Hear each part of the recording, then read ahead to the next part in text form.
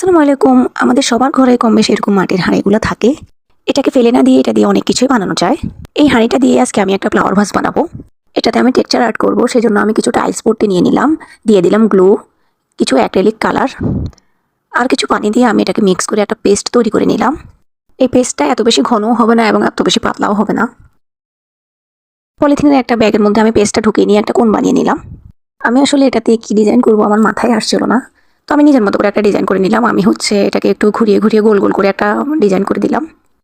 ডিজাইনটা আসলে আমার নিজের কাছেই দেখতে এতটা ভালো লাগছিল না, তারপর দেখি ফাইনাল লুকটা কি হয়। পুরো হাঁড়িতে আমি এভাবে গোল গোল করে এই ডিজাইনটাই দিয়ে দিলাম।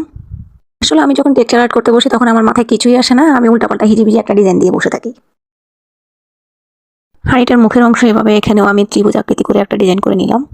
ডিজাইনটা পুরোপুরি শুকিয়ে শক্ত হতে আমার 3-4 ঘন্টার মতো সময় লাগছিল। আমার হাঁড়িটার ডিজাইনটা শুকিয়ে গেছে, এখন এটাতে আমি কালার করব। আমি প্রথমে এখানে হোয়াইট কালার করে নিলাম।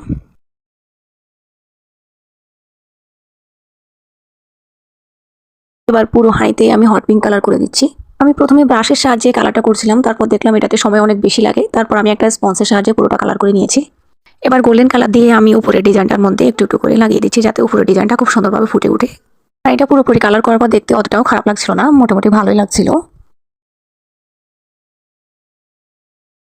এই যে আমার মাটির হাঁড়ির ফাইনাল লুক। প্রথমে আর্টটা করার সময় ভাবছিলাম একদমই ভালো হবে না, কিন্তু পরবর্তীতে কালার করার পর দেখতে অতটাও খারাপ লাগছিল না, ভালোই লাগছিল। এই হাঁড়িটাতে চাইলে আর্টিফিশিয়াল ফ্লাওয়ারও রাখা যাবে, আবার চাইলে এটার মধ্যে মাটি দিয়ে গাছও লাগানো যাবে। আমি আপাতত এটাকে ফ্লাওয়ার ভাস হিসাবে ব্যবহার করব। আজকের ভিডিও এই পর্যন্ত, দেখা হবে পরবর্তী কোনো ভিডিওতে। সবাই ভালো থাকবেন, আল্লাহ হাফেজ।